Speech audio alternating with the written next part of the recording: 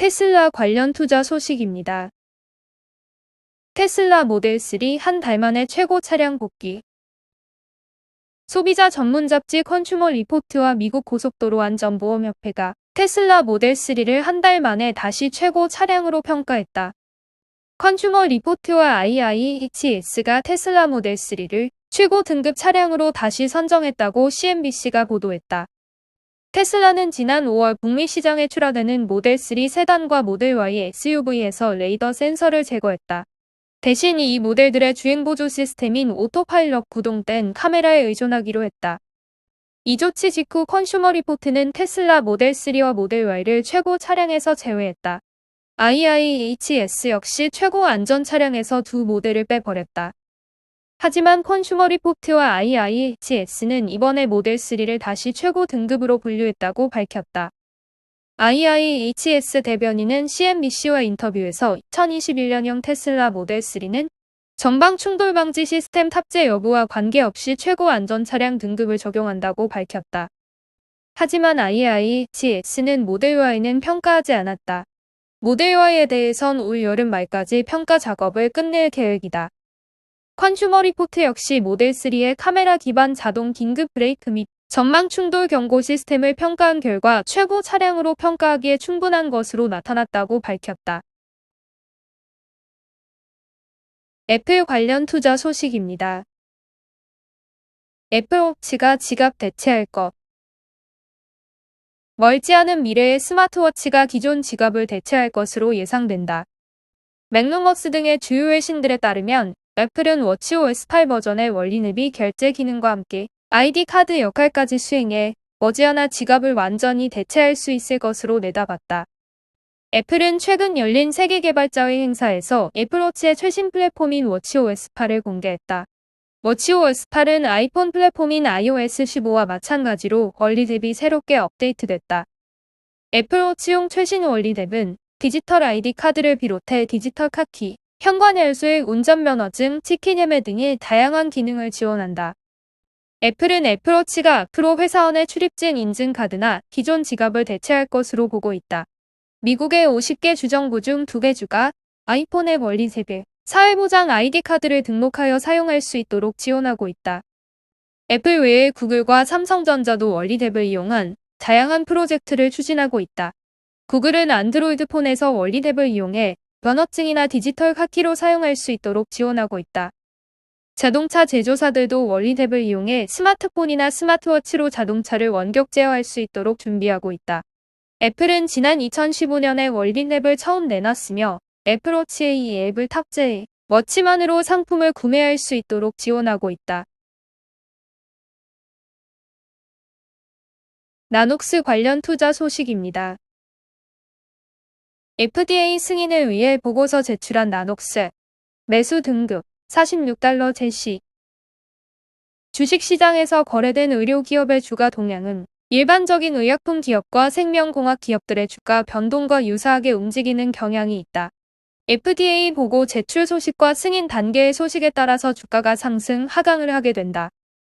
2020년 8월 상장 이후 주가가 큰 폭의 상승과 하락을 하고 있는 이스라엘의 의료업체인 나녹스도 동일하게 움직이고 있다. 라이프 사이언스 캐피탈의 라헐 라이트는 최근 보고서에서 나녹스의 주요 제품 중 하나인 다중 소스 아크 3D 디지털 터모 신테시스 시스템을 나녹스가 FDA 신청을 했다는 내용에 대해서 언급했다. 이 시스템은 사람의 몸을 3D 스캔하는 설비이다. 라이트는 나녹스가 FDA 허가를 위한 절차를 진행 중이고 제품의 상업화를 위한 앞으로의 길이 더욱 투명해진 것 같다고 긍정적인 의견을 제시했다. 라이트는 나녹스 주식에 대해 매수 등급으로 제시했으며 금요일 종가인 $31.65에서 45.34% 상승할 가능성을 언급하며 목표 가격을 $46로 발표했다.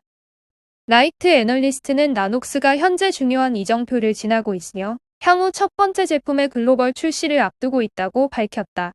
그는 또한 나녹스는 2022년 말까지 1000대 이상이 보급될 것으로 예상하고 있다고 언급했다. 나녹스는 코로나19 관련 문제를 뛰어넘어 각 나라의 판매 허가를 진행하고 있으며 설비 제작상의 문제점을 단계적으로 해결하고 있다. 라이트는 이제 나녹스는 고객이 원하는 의료 장비 공급이라는 궁극적인 목표를 달성할 수 있는 보다 원활한 방법에 대해서 고민하고 있다고 밝혔다. 그는 2021년 말까지 나녹스가 클라우드 제품에 대해서도 FDA에 신청할 것이라고 예상했다. 나이트는 일반적인 의료기기에 대한 FDA 승인 절차는 서류 접수 및 검토 과정이 복잡하기 때문에 평균적으로 2배 이상 시간이 소요될 수도 있다는 것을 투자자들에게 경고했다.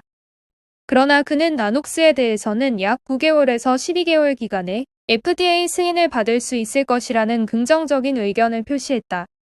나녹스는 애널리스트들에게 스트롱 바이 수준의 3개의 바이 등급과 1개의 홀드 등급을 받았고, 애널리스트들은 나녹스 주가의 평균 가격 목표는 47.67달러이며 이는 현재 기준으로 50.62% 상승할 가능성이 있다는 의견을 제시했다. 엔비디아 관련 투자 소식입니다. 브로드콤, 엔비디아 ARM 인수 지지한다. 오그너든 엔비디아. 반도체 업계 최대 규모 인수합병을 넣고 경쟁 당국의 제동으로 발이 묶인 엔비디아가 오곤을 만났다. 브로드컴, 마벨, 미디어텍 등 3대 주요 반도체 업체들이 엔비디아의 ARM 인수를 지지한다고 밝히면서다. CNBC에 따르면 호크탄 브로드컴 최고 경영자는 성명을 통해 브로드컴은 엔비디아의 ARM 인수를 지지한다고 밝혔다. 이어 그는 ARM은 브로드컴의 핵심 파트너라며 브로드컴은 엔비디아가 ARM의 기술에 대해 전반적인 투자를 늘리고 공정하고 합리적이게 해당 기술을 지속적으로 제공할 것이라고 업계에 확인시켜 주었기 때문에 인수를 지지한다고 덧붙였다. 마벨의 맨 머피 CEO도 엔비디아가 ARM을 인수하면 여러 이점이 있다며 지지를 선언했다.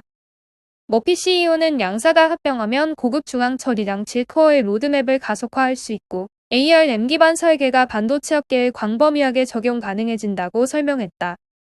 그러면서 그는 공평한 접근, 공정한 조건을 담보하는 활발한 라이센스 정책이 적용될 것으로 보고 마벨은 엔비디아의 ARM의 인수를 지지한다고 공개 선언했다.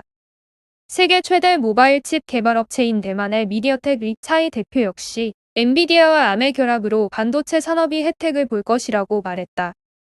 앞서 엔비디아는 지난해 9월 영국 반도체 설계업체 ARM을 현금과 주식 교환 방식으로 모두 400억 달러에 인수하기로 합의했다고 발표한 바 있다. 하지만 영국 규제당국과 경쟁 반도체 업체들의 견제로 합병 과정은 순탄치 않았다. ARM은 반도체 업계에서 설계 분야를 주도하는 업체 중 하나로 엔비디아가 ARM을 인수할 경우 시장 경쟁을 저해할 것이란 우려에서다. 경쟁사인 퀄컴은 엔비디아가 ARM의 기술 공급을 제한하거나 가격을 인상할 수 있다는 우려를 드러낸 바 있다. 또 다른 경쟁사인 구글과 마이크로소프트도 엔비디아의 ARM 인수에 대해 견제를 드러냈다. 브로드컴을 비롯한 3대 주요 반도체 업체들이 공개적으로 엔비디아의 ARM 인수를 지지하면서 한 고비는 넘겼다는 평가가 나온다. 시티그룹 애널리스트 아티프 말리크는 3대 주요 반도체 업체의 지지 선언으로 엔비디아의 ARM 인수에 중대한 진전이 있을 것이라고 전망했다. 니오 관련 투자 소식입니다. 니오 파워데이, 무슨 보따리 풀길래? 니오 주가가 급가속. 중국 전기차 스타트업 니오의 주가가 최근 뉴욕 주식시장에서 폭등하며 투자자들의 관심을 끌었다. 이날 니오의 주가 폭등은 다음 달 9일 열리는 니오 파워데이 기대감 때문인 것으로 알려졌다. 중국 전기차 전문 매체 CNEV 포스트는 이날 니오가 7월 9일에 열리는 니오 파워데이에 중국 기자들을 초청하기 시작했다고 보도했다. 니오 파워는 니오의 충전망 급성장하는 배터리 교환소 네트워크 가정용 충전기 차량이 방전돼 발이 묶인 니오 소유자를 도울 수 있는 모바일 충전차 등 관련 서비스를 제공한다.